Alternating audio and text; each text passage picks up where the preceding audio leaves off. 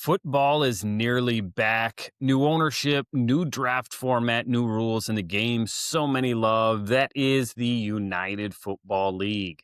Today, Neil and I sit down with GM of the UFL, Doug Whaley, to discuss all things UFL. But before we jump in, make sure you head over, like, subscribe, share this podcast wherever you're listening and watching.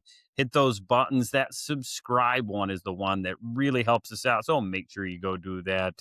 You want to hear and want to hear more, make sure you comment. Let us know where you want us to go in the future. Make sure you head over, give us a follow as well. Check out my website over at rsafootball.com for all things that I do in the football world. I am Rodrik David, former NFL scout, doing everything I can for agents, players, coaches, anybody in the football world. Follow me on Twitter at RightStepADV. You know Neil Stratton. He is at Inside the League, and InsideTheLeague.com is his website, getting agents ready for the draft exam, that Friday wrap that keeps everybody in the football world on the front step. So make sure you have everything done there. And then the UFL is at theufl.com and at the UFL on Twitter. Make sure you go follow those. If you're an aspiring scout, make sure you head over, check out thescoutingcommunity.com as well for all the resources we have for you there. And the insoles that will upgrade you, our partner, of course, bluemaca.com. Use code SCOUTING20 at checkout. Let them know we sent you. Get the insoles that will upgrade every pair of shoes you have. That's bluemaca.com. Use code SCOUTING20. But enough of that. Let's get to some football. Well, excited to get you back on here, Doug Whaley. Welcome back to Scouting the League. Great to be back. Thanks for having us. And we at the UFL are very excited. We just finished a 4-week training camp and starting a game week. So we got some football coming out there to all football starved people and fans. Hopefully we can convert them to UFL fans. Yeah, absolutely. We got, is it one game Friday, 2 Saturday, and then 1 Sunday to start off the year, and then seeing Friday, Saturday, Sunday games throughout our 10-week season here at the UFL. But Doug, going back, last time we talked, we were right into draft time. Again, UFL draft, changing the process, quarterbacks, splitting up positions over a couple days. How was it? Everything you hoped it would be from the league standpoint? Rosters getting shaked out? Are we going to see something similar next year? Is it we'll kind of see where we go? Well, I think this year was really unique because of the turnover we had at head coaches. So one of the things, the reason why we did the draft and really blew up the league is because of new ownership coming in, a bunch of new head coaches. So it was kind of a reset. We thought the draft process went very well because it gave some guide rails and helped new coaches that have never gone through this process before, really a focused viewpoint on who to draft and when to draft them. So we kind of helped them with their lack of inability or lack of experience in this process. So we'll see how they shake out as team wise. But one interesting aspect we found, because we just had our cuts on Thursday, that of the 112 players we cut, 65 of them had NFL experience. So we believe we've improved the floor of our league, and we hopefully to keep growing it and getting better and get more experienced guys in and higher quality guys into the league is a positive. But also knowing that if injuries are a big part of this game, we know we can never get it out. When we have injuries, we have a depth of talent pool that is out there that were in camp with us that have NFL experience. So those injury replacements, that again has increased the level of our injury replacement pool as well. So we're very excited going into this season. Yeah. So you mentioned again just the coaching changeover. Again, a bunch of these guys, again, inexperience in the process. Good football people, good football minds. You talked about the guide rails. Was there a draft strategy, maybe a way a team approached it that is you kind of sat back and looked at the way things were going with the draft? It was like, oh wow, that surprised me a little bit with the way anybody did things.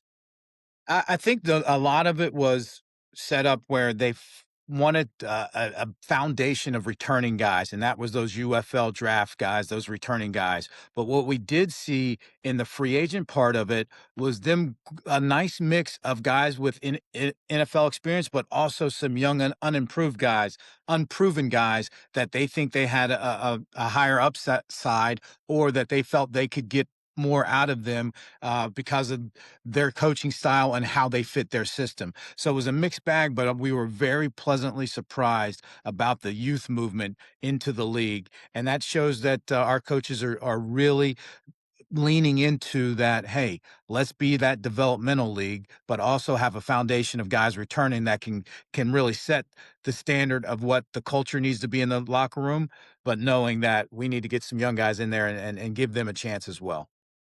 Doug, it seemed like in the last few years, league has been pretty veteran leaning, let's say. Has it been part of your strategy to kind of encourage, hey, listen, let's make this a bit more developmental, maybe get some guys that don't have as many skills on the wall, but have a higher upside?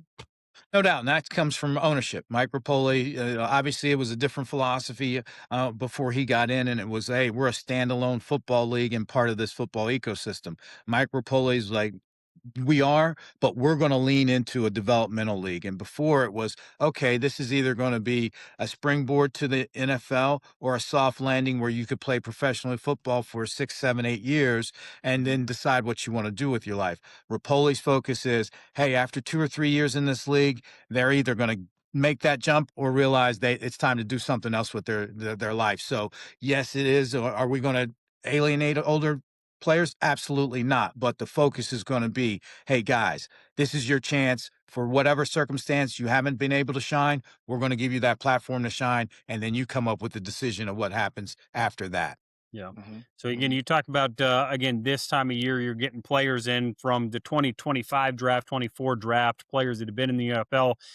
This can be reality time for some of these 2026 draft prospects, their agents. Hey, I thought I was going to be a little busier, have a little bit more interest. Maybe the UFL is going to be a shot where I get that film, the portal.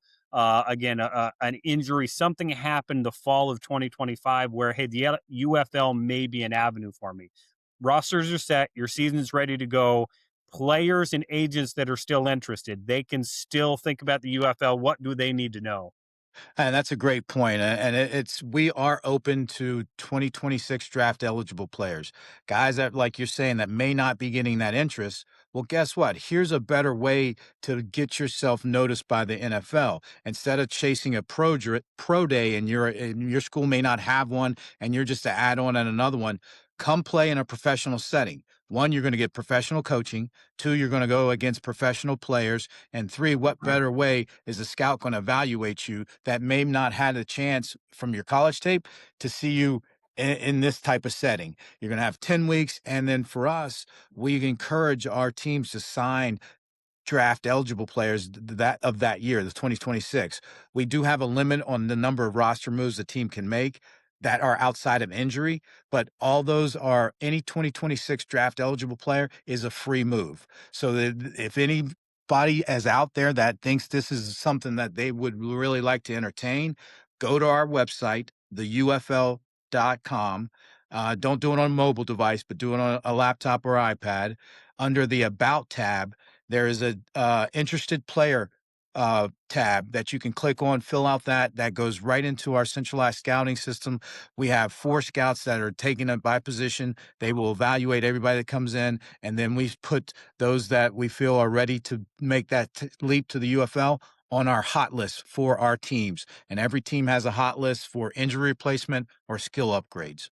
Yeah, that's Doug, we're perfect. reaching the now or never point on the 2026 draft class, and there are agents out there who are not getting a lot of chatter from teams. Mhm. If they, let's say they submitted a kid's name, what's the pipeline look like? What's the gestation period? How long until he's in the player pool? It'll probably be less than 2 or 3 days. So Wow. our Okay. scout will evaluate them. They'll kick them up to myself and some veteran scouts, and then we'll have them, and then we'll put them on that hot list. And then after that, the timing from that to possibly getting signed, that's there's no pinpointing Sure. there, but they will be on that list, and we will also, like I said, because we like that storyline and be able to be that developmental league, we will move those guys, make sure they're denoted as 2026 draft eligible, so they know if they do decide, they won't go against their tabulation on moves.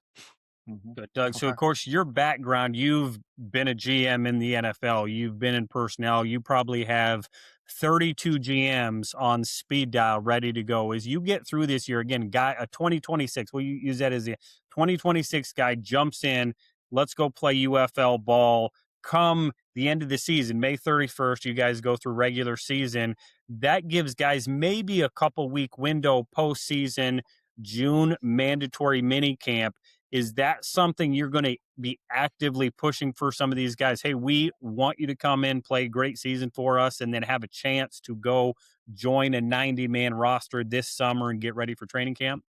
Absolutely, and that's the goal for everybody that signs a UFL contract, and that's our goal.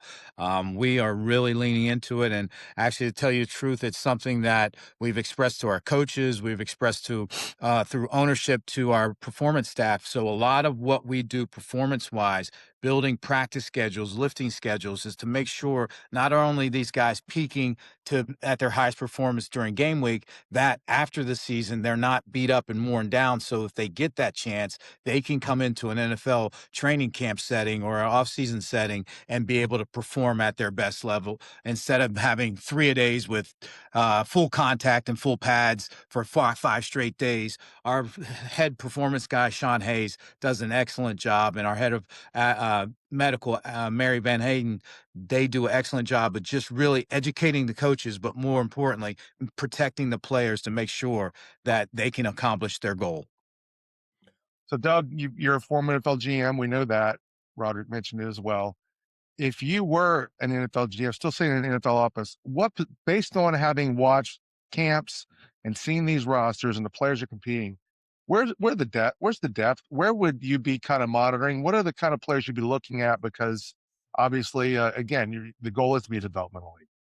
I mean, you obviously it's the number one position in all of sports, quarterback. After that, you got to look at O lineman, and then I think you're looking at D lineman. I think that with the outside and the perimeter and the skill guys, you're always going to be able to see those guys. But to find those under the radar offensive linemen, those under the radar defensive linemen, because there's just not a lot of those guys walking the earth. So if you can Mhm. get there and start seeing them get development, and then obviously the quarterback, because quarterback development, we all know, can only happen by taking snaps. Reading cards as a scout look at team, that doesn't help. Doing routes on air and 7-on-7, that's great. But until you have that live action where somebody's coming, breathing down your throat, getting ready to smack you, and being able to process that information, even point of being able to deliver a call in the huddle. Some of these Mhm. guys need that practice and be able to walk up to the line and survey and point out the mic and find the hot read and all of that stuff.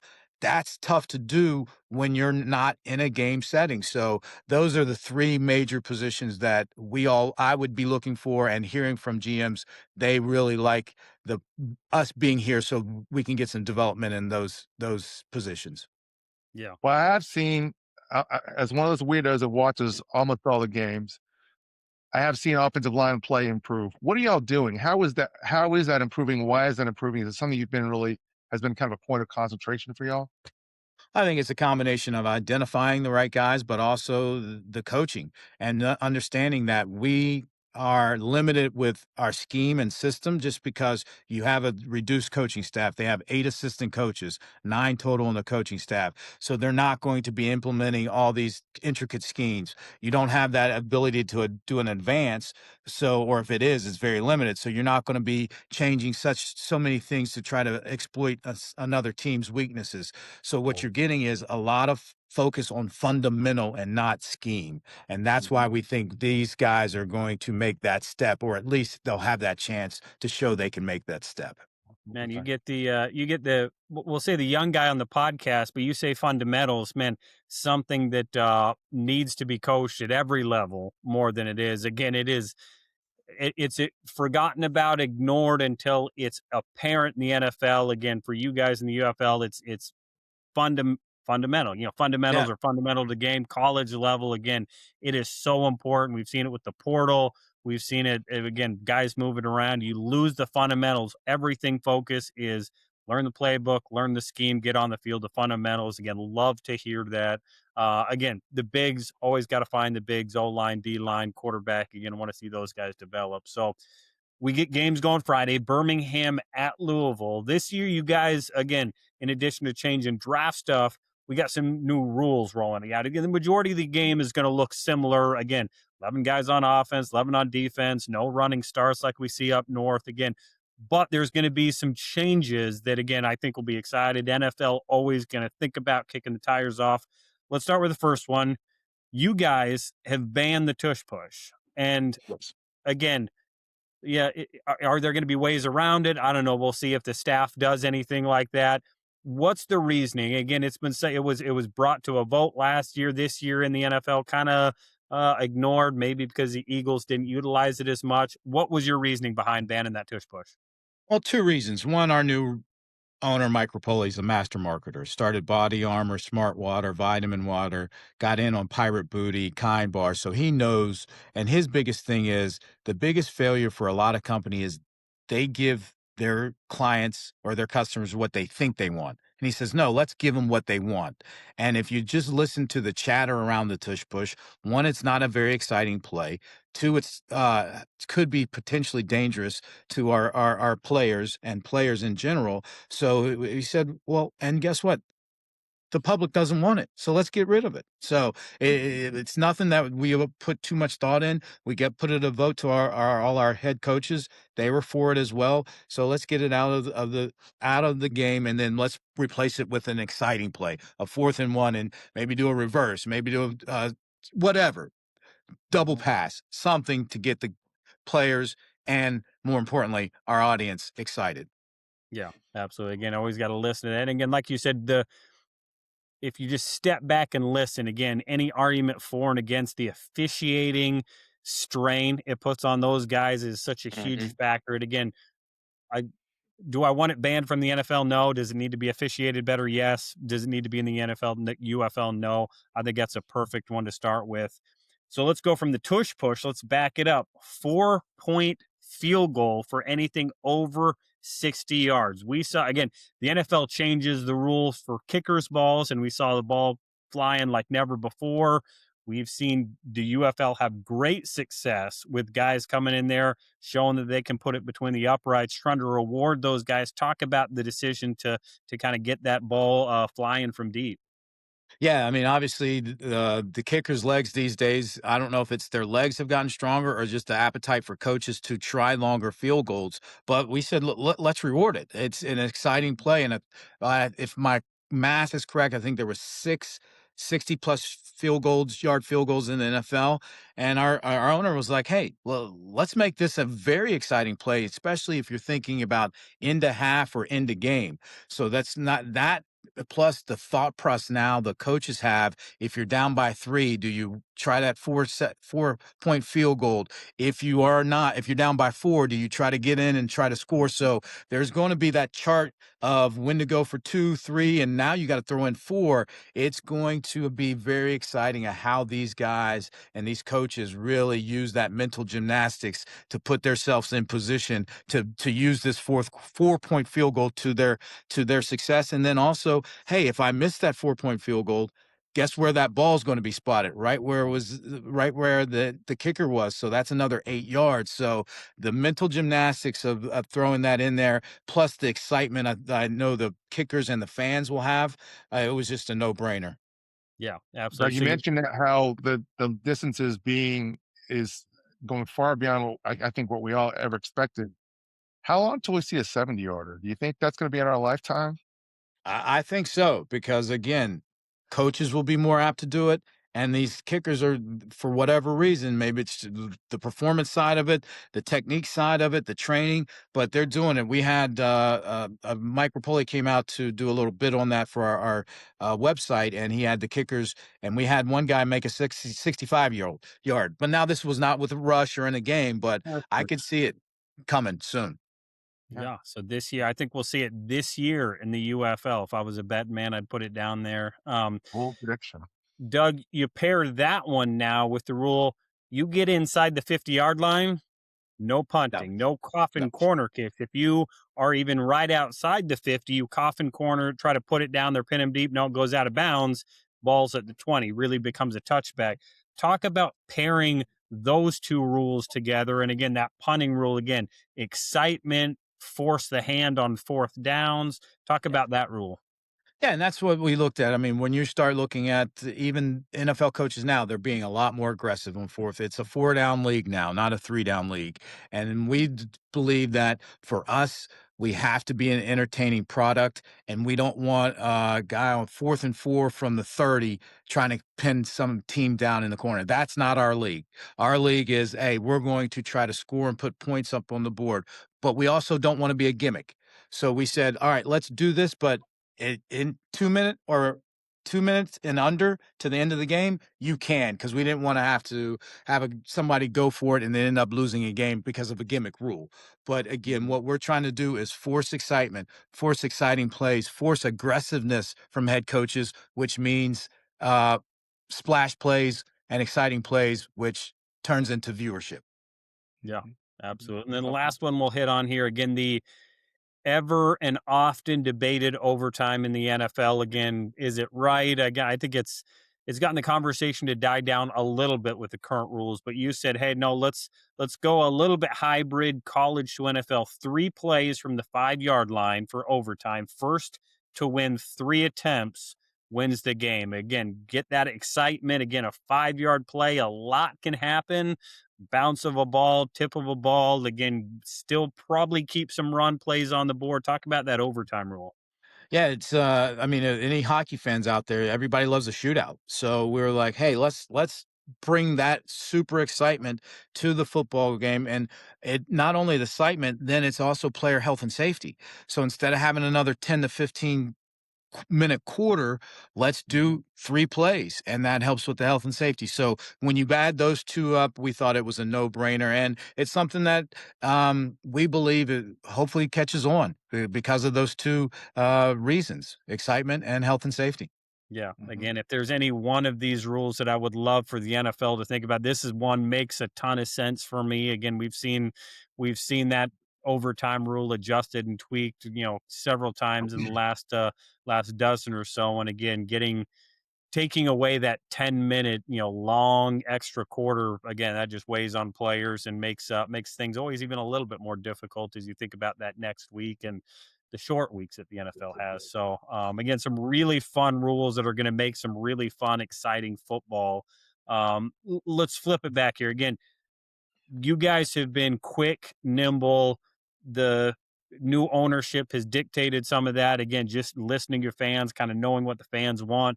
But again, with everything that's going on at the college level, NFL level, again, all of it has created issues in the world of football, transfer portal, draft, free agency. What are the biggest obstacles, biggest hurdles that you guys have had to deal with and be mindful of as you've got to move through this spot that's kind of forced maybe some longer sleepless nights for you? Well, I think we just really know our landscape of our audience. And one of the things that one of our challenges that we try to overcome are what you guys talk about, maybe a 2026 draft eligible player that still hanging on to say, let me chase this pro day, but no one's coming in to understand that we are an option and a legitimate option. Also, those guys that maybe were 2025 draft eligible and they went through maybe up and down on a practice squad, but they felt it's better to go a reserve future contract instead of coming to the UFL, knowing that, well, at least I'm signed and I have under contract for the NFL team, but realizing they not realizing or maybe not that you're not getting paid and you're not being able to get them into the building until April. Guess what? And that's only one team. And then your status may change after the draft. So you may get a reserve future. Next thing you know, after free agency and the draft, they bought in 2 guys at your position. You're down on the bottom of the pole or even out. So just I think agents are starting to understand that this is a better route to get yourself exposure to 31 other teams instead of being under contract in the building for one team. That's one of the things that we're really stressing. Another thing, we just want to make sure people know that we are here to develop these players. We are here to develop players not only on the field but off the field. We have programs for life management programs from what if you want to be a first responder, if you want to be a teacher, financial literacy. We're having classes like that. So we want to be a whole encompassing developmental league. And then lastly, we're looking at not only developing players, but we have developing coaches, developing trainers, developing support staff, strength and conditioning, even operations guys. So we're looking at it all, try to, as they say, high tides rise every boat, and we're trying to be one of those tide lifters. Mhm. So as you look at the talent, if you look at the teams, who's in contention, Doug? I mean, take off your personnel man hat and put on your media hat, I guess, for a second. Who should we be looking? Who's going to be exciting this year? Which teams are going to be exciting? I think looking around, it's going to be some real competition, but in this business and in this sport, you really have to lean coming out of the gates without seeing games. Just a team that has a returning quarterback, and that's the DC Defenders. They're the defending champs. They have their coaching staff back. They have their quarterback back. Now they didn't bring their whole team back, but they have a nice foundation back. So I think they're going to be really interesting. I think a surprise team or a team that with a new coach that is looking very good. I think people are going to be surprised with the Houston Gamblers, coached by Kevin Sumlin, and AJ McCarring in Birmingham. They've run a very crisp practice. He's been very, very diligent on how he's taking his team through this camp and making sure they're building the right way. And then Ted Ginn Jr. at Columbus. They've been pretty impressive. This isn't to shortchange anybody, but the leader in the clubhouse, like I said, it has to be the returning champs just because of that continuity at the trigger man. Yeah. Of course. Well, Of again, course. they're champs until somebody dethrones them, and again, they'll get to prove it week one that hey, we're back and we're ready to do it. Doug, you talked about again, rising tide lifts all boats. You talked about again, we've talked a lot about the players, player development, develop. You'll get your chance in the NFL. From the coaching side, is that conversation that you've had with coaches across the UFL that, hey, again, maybe it's a Power Four opportunity, maybe it's a G5, maybe it's that NFL opportunity that you want? Are those conversations happening? Again, a lot of vets, a lot of good coaches that have been around, people in the league office that have been around. Talk about the coaching development side that you're hoping to get some of these guys opportunities. Oh, absolutely. And that's one of the things we met with every team. And in the interview process with the new coaches that came on, we stressed this is not your typical head coaching job. You're going to get rewarded more for sending X number of players to the NFL and X number of coaches to the either NFL, Power Four, Group of Five. You'll get more of an extension if we can see a steady trend of that than if you win 10 games the next 2 years. So we're saying if that's not something that you want to lean into or buy into, then this job's not for you. So every head coach understands that yes, they have to put a competitive team out there, but this is all about development, a development of everybody that is under you as the head coach. So that's been drilled into their heads and they've embraced it. Doug, it's really fascinating, and you mentioned it already. AJ McCarron, Ted Ginn Jr. These are guys that were not, it wasn't long ago they were on the field. Now they're on the sideline. That's fascinating to me. How did that evolve? Was that something, a real point of emphasis for y'all as y'all looked at changing the head coaches, or did it kind of just was something that kind of happened and you went with it? Well, the real emphasis of it or impetus was again Mike Rapoli, our owner, and he's like, "Hey, the football's been good, but we have to improve the in-game experience. We want to make it an event, so let's win the local market." So if you look at it, we've been in, and that's why we changed venues from football stadiums to soccer stadiums because Sure. when we played in at Ford Field, we may have 10,000 fans in there, but 10,000 fans in a 60,000 seat stadium looks like a Right. COVID game. So we're Yeah. trying to win the local market, smaller stadiums, more intimate, and so one of the ways we wanted to do that is with our league being a really transient, the focal point and the person that should be the point man of every organization is the head coach. So let's have some local ties to each area. So that gives them a reason to the local fan base. hey, I may not know these players, but I know that coach. Let me go see what he's all about. And then that helps us permeate that electricity throughout that city to help bring in fan affinity and fans to the seats. So that was the reason behind that. And when you look at Ted Ginn, Ohio State, Chris Redmond, Louisville, AJ McCarron, Birmingham, Rick Neuheisel's not intrinsic to Dallas, but he's a national brand, being on CBS radio, winning the Rose Bowl as a player and as a coach. So those are the type of coaches we thought about and really wanted to bring in. Mhm. Doug, Okay. you guys this past offseason restructured front offices, really took the personnel again from individual teams, really brought it in. You talked about the scouts are going to be evaluating these the players that come in, names that are submitted, your weekly rosters, everything like that. Like players, like coaches, the scouting side of football continues to grow. People want to be evaluators. We're seeing college front offices grow, which again, you've had a major role again in the Power Four level with that.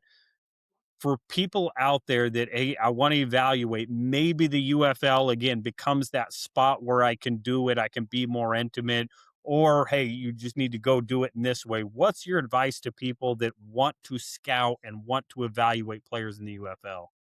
Well, I'll say this.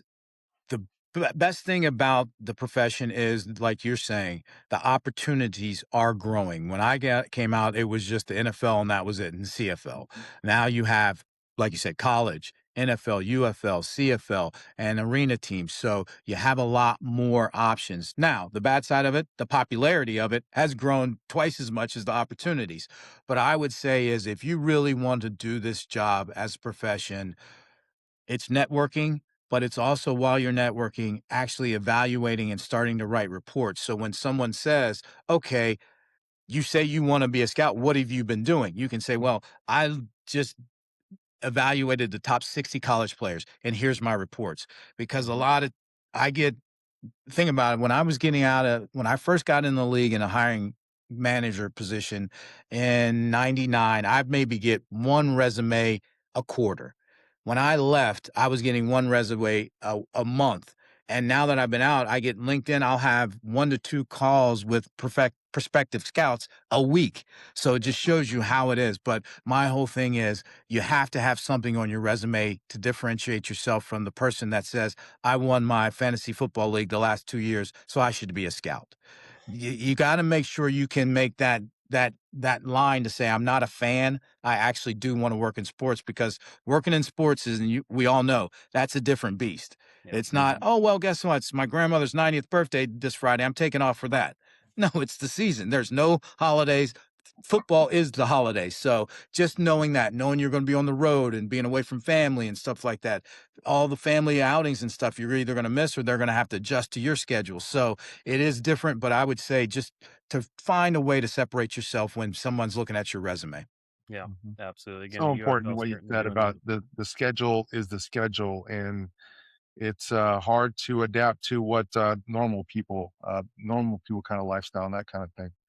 So we're expanding. We got a lot of questions to ask for you, Doug. 'Cause you've had so many experiences, and we'll get into that more. But before we move on, Doug, how close is the UFL to having a formal developmental role with the NFL? You may not be able to talk about that, but I feel bad if I let you off here without asking that question.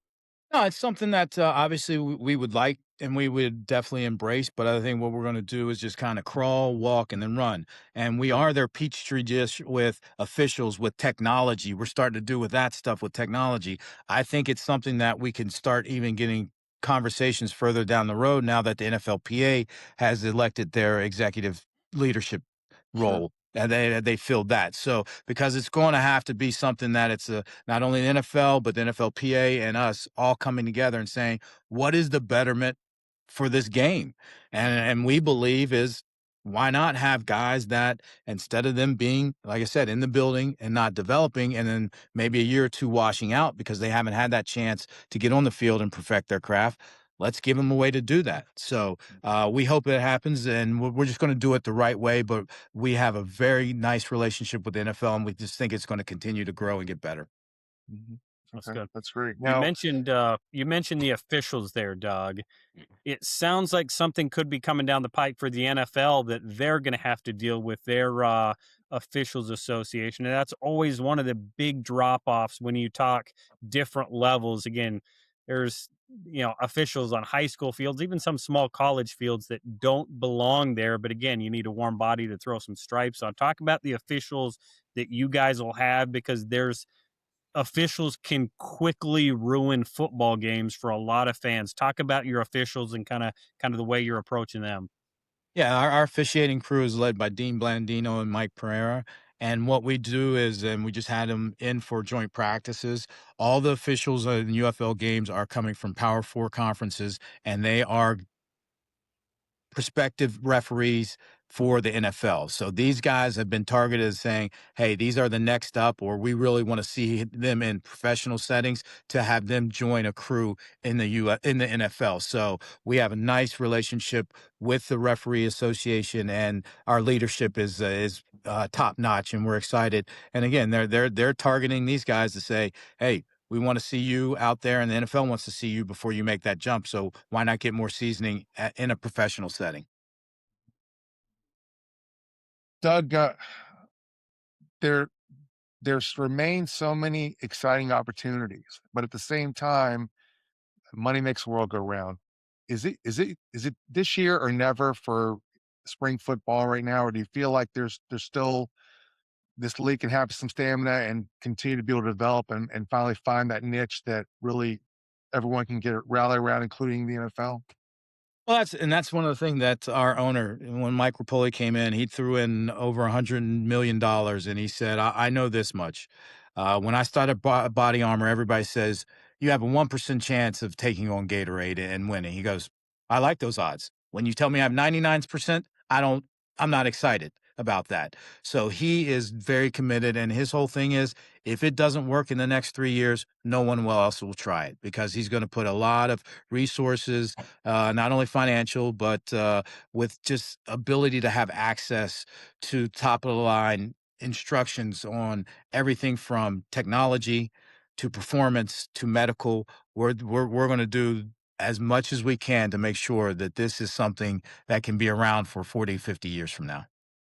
I gotcha. Okay. Now, Doug, you've also worked on the college side. You're part of the collective at your alma mater.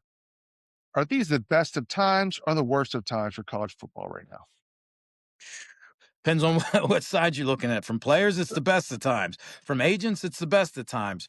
From college coaches and administrations and athletic departments, it's the worst of times. And I do believe and for me, I think a lot of it could be cured from new emphasis on the transfer portal, as in we've reduced it to one, which is great. I think there should be limitations on the amount of times you can transfer and for the reasons for transfer, because that's where the instability is really showing up, because Mhm. now guys can every year jump to a different college. So how is that team going to be able to get a foundational piece that can grow or 2 to 3 years and say, oh yeah, he sat behind this guy and then he came up, Yeah. and junior year he started in junior senior year. Now it's, hey, I'm behind this guy, next year I'm transferring. And then that's when you have that limit on the transfer, that will really have a price correction on the amount of money that's being paid to these players as well. And I'm not trying to suppress the market. The market's Oh, still going to be the market, but I think it's going to be able to help schools and agents understand that, hey, just because you're a backup and someone wants you, that doesn't mean you're going to get $200,000. All right, look, the market's the market. A backup that has potential, maybe he's worth $80,000. So that will help with the money part of, if you curtail the transfer portal, in my mhm. opinion. Yeah, yeah. Well, you're right. Now, Doug, one of the things that is to me is really intriguing about you, and I know you're excited about the role you're in right now. I would be too. But you've been an NFL GM. You've been the personal director for a major All-Star game, the NFLPA Collegiate Bowl. You've been the personal director for a spring league, as you are now, and you've also been a key member of an FBS collective. Again, I know you're enthusiastic about what you're doing now. What job was most fun? Which one did you really kind of take a lot from, and maybe helped you learn the most from given the wealth of experiences that you've had? Well, the one that for me I learned the most is starting these being part of the incubation of these spring leagues, because now I was exposed to football as a business, as in, okay, the marketing part of it, even little things like, all right, if you're going to sign a hotel agreement to be your team hotel, make sure you negotiate the drinks and the food before you sign it. Because if you do it afterwards, then you're at beholden to them. Oh, Yeah. okay. If you're doing a charter, uh,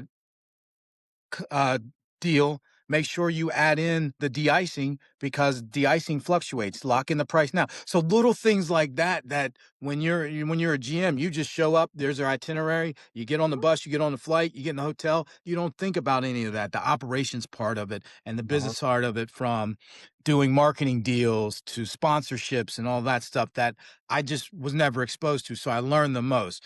Now the one that I enjoyed the most, I think all of them, because in the end, I was in a position to grant young men their dreams, a Yeah. chance at living out their dreams, and be it in the NFL, being at the college all-star game, or being at the UFL. It's all either the pros or trying to get to the pros. So Mhm. a guy that's been playing football since he was 5 or 6 years old, blood, sweat, tears, all those sacrifices, all that training for him, for me to, or a entity that I'm a part of, say, okay, job well done. Come and see if you can make that leap or be a part of that NFL team and the Bills and make it, and live out your dream. That right there, it brings a smile to my face.